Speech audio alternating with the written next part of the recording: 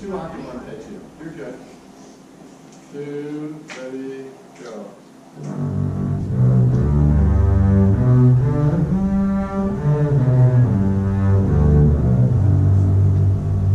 Now fix that last G.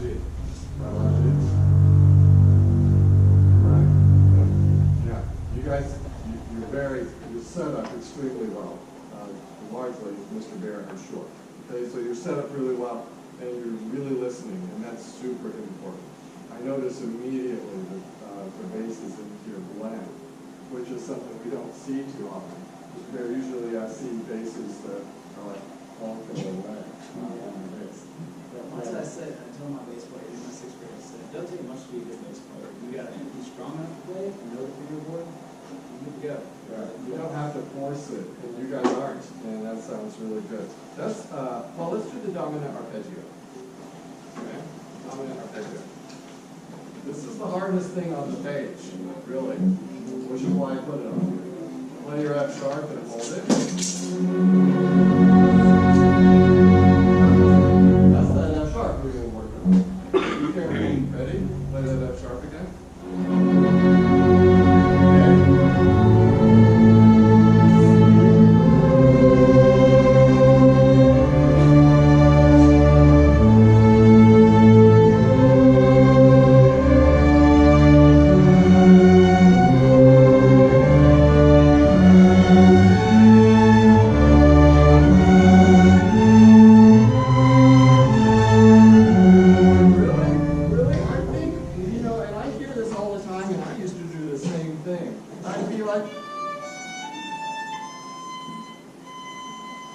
And what's happening is you're really not bring your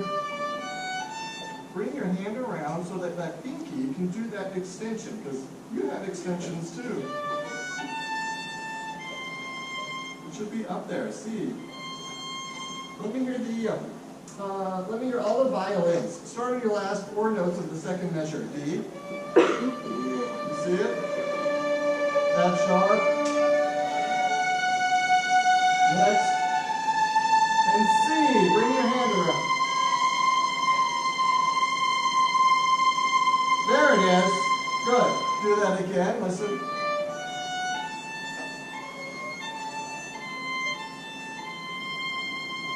Okay, find it. And I know it's a stretch, but that doesn't mean you stretch with your bow. Right? Find the pretty place. Play the D. Good, F sharp. A. C. Yeah, do it one more time. And now it gets better. Can you just get it right the first time? Oh, ready, go.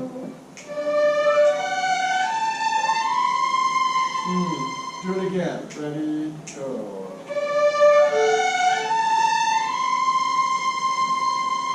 So, really, it's just about expectation. And some of you are still out of tune, and we could take some time. Let me hear the first violin, see if it's any of you.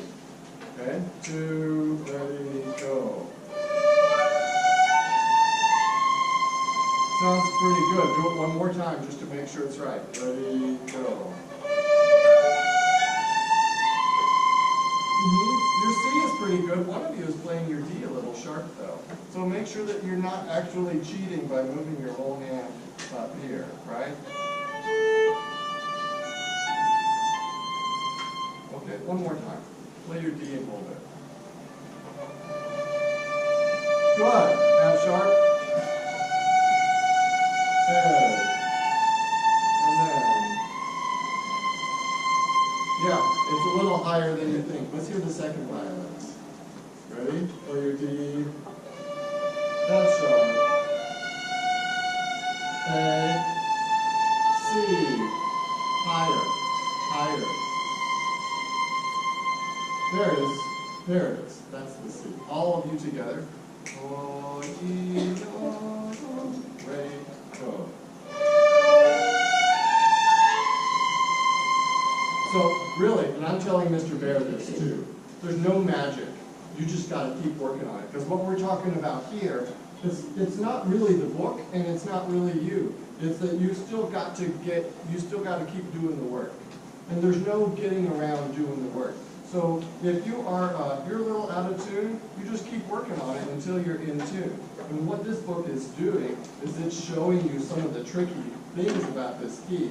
That's one of the tricky things. And you just gotta keep working on it until it's in tune. Everybody, let's do the dominant arpeggio together one more time.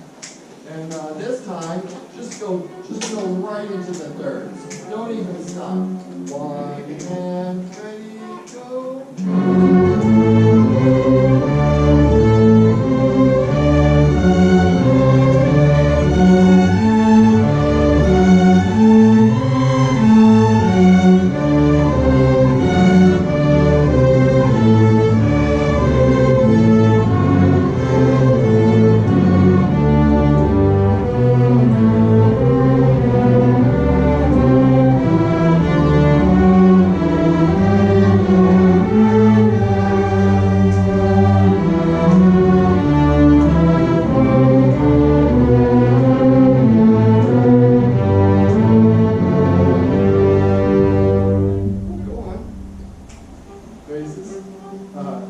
Basses, you have a choice. If you feel like being a hero, you keep going. If you want to just kind of play it safe, you play the first one. Okay? We're doing the upper octave. 2, ready, and go, and.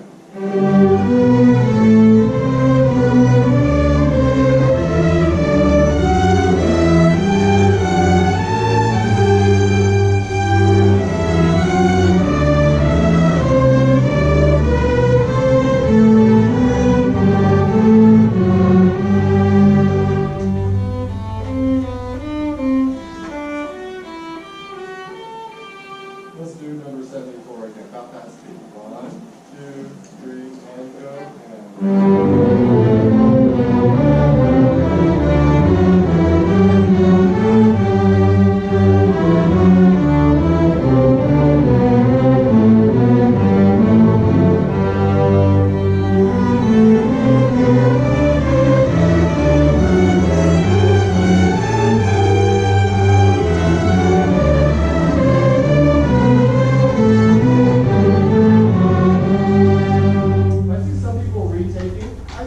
You could practice doing both. As a general practice, I like going in measure 3 and 4. I like starting them up bow because sometimes you do have to play up bow.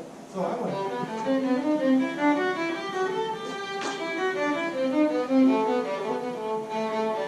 right, and I do the same with the upper octave. So I like going down up bow because it's an exercise, and sometimes it's good to practice that. All right, so there's one note over here that's out of tune in the first line. What is it? What is it? That F sharp, where? You see at the end of that line, right? So I want you guys to pay attention to that F sharp. Play those last three notes of that line. Ready, go. Well, that was brilliant. That was perfectly in tune. Was it luck? Show me do that again. Ready, set, go. Actually, doing pretty good. And from that point, what you're doing is your own traditional extension. You're just going from the first finger down to extend it. Okay? Make sure, too, I want you to pay attention. I'm showing Mr. Bear this as well. Some of you guys, you do this. This is illegal extension. I don't do that way. That is, and a lot of my college friends, they agree. You want to try and do, if anything, I can show you better on my hand. You relax here. See, not a stretch. It's a relax and open up that joint and keep these fingers a little bit more square. Where you're not stretching like that. Okay? Exactly. So, okay. Again. Okay. All right, so you got your thumb right here and your first finger right here. And you're going to just let your thumb come down. That's right. So that you're going to bring your thumb down. You can't see it, but my thumb's coming down like that.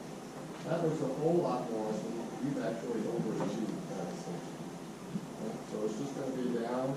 You don't have to do that. I want you to try and fix that because that's bad. Okay. Are you guys doing any of this? Where We're really fast at it. Not so much at the other one. Okay. If you want to hear them play. Sometimes anything that doesn't start on D, if they start a pattern on D, they're usually okay. Or if it's in a row, any of the patterns that are in a row, they're okay. Yeah. When we're working on left hand, like playing without the bow and Yeah. stuff, and try to hear things we've done.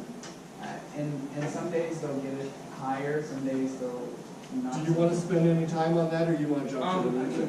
I'd rather spend more time on this. So, Okay, all right. if you I want to see a velocity etude there. you want to hear their A, their part A, and then we usually, Are you on number 20 or 48?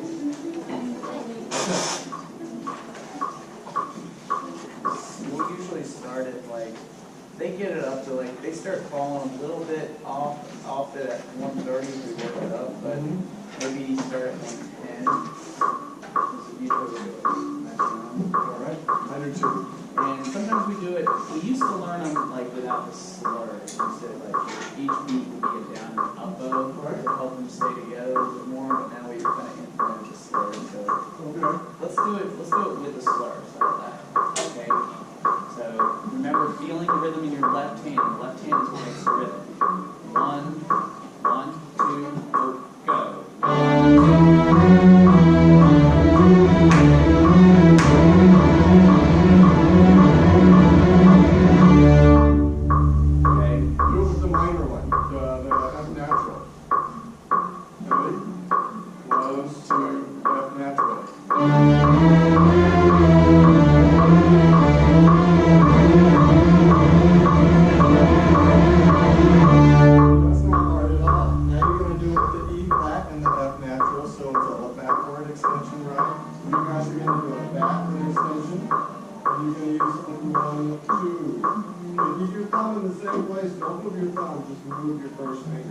Let's try that with the E flat. 1, 2, 3, go.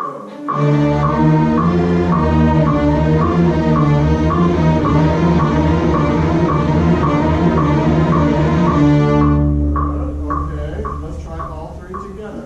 So when you get to the end of 1,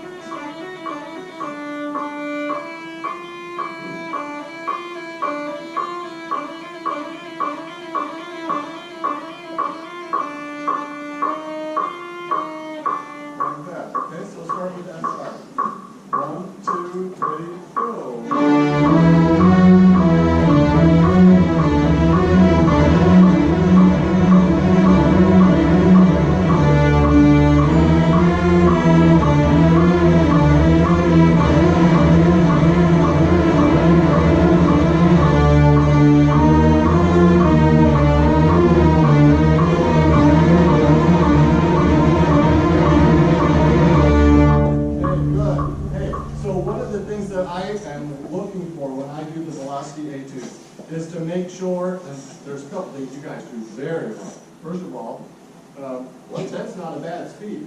You're doing okay. All right, so that's good. And then the other thing that's good is I see most of you with your bow management. Your bow management's pretty good, especially some of you guys are just second-year players, and you're managing how you use your bow with the 16th notes very, very well. The next thing that I want to point out is I like to do all three patterns in a row, because in your music, you don't just stick with one pattern unless it's like, beginner music, right? So in real music, you have patterns changing all the time, and you've got to figure out how to change those patterns and be perfectly in tune. And that's what this teaches you. It teaches you different patterns, playing them fast and getting them in tune. There was something else I was going to tell you. Oh, do letter I. I is easy. It goes like this.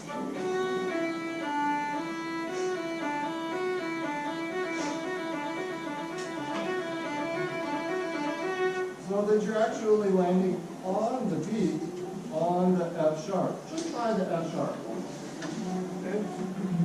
So you can't tell the difference, but your fingers, hold on, your fingers will tell you that these are not all created equal. Some of them are harder than others. In fact, some of them are kind of hard. Okay? But those really hard ones, those are the ones that are really doing the work of developing your fingers. And you think these are hard, wait till you get to 48. Oh man, I've got all-state kids that cry when we get into that. Makes me feel so good. Right? But what we're doing there is we're really doing great work and making sure that those muscles get developed and they can play faster and faster. Try letter I, play your F sharp. Ready? F sharp.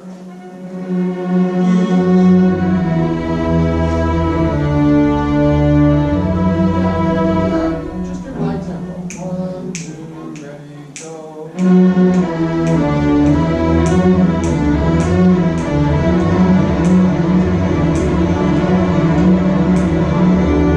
Yes, and that's the weirdest thing about these, and you have to learn it, and once you do, you figure it out, you're like, oh, that's not so hard.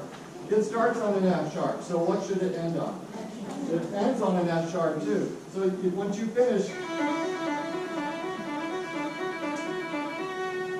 you just end right there. In fact, just do the 16th notes. What I just played, I want you to play that. 2, ready, go.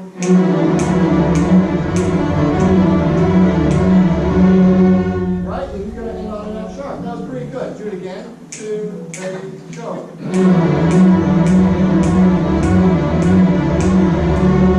Right. And once you really get good with a lot of different ones, you're going to find that A, you thought it was easy, but it's not as easy as I. I is actually a little easier because you're putting your fingers down on the beat, as opposed to picking them up on the beat. And picking something up on the beat is actually a little harder than putting it down. So that's just a thought. You guys are doing great on this. I just take maybe one a day. I maybe start a little slower and go faster, and then we move on. I don't go in order because I know which ones are the easier ones, and your teachers probably do too. So we start with the easier ones, and then we slowly get into the harder ones, and we try to keep the same tempo. And 110's a good place to start, for sure. Are there any questions about the velocity H2s the way we're doing it right now?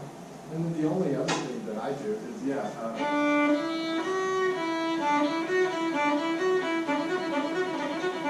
and what that does is it teaches you how to coordinate your bow with your left hand, because that's not always very easy either, right? Okay, well, I think we should get to the music. Okay.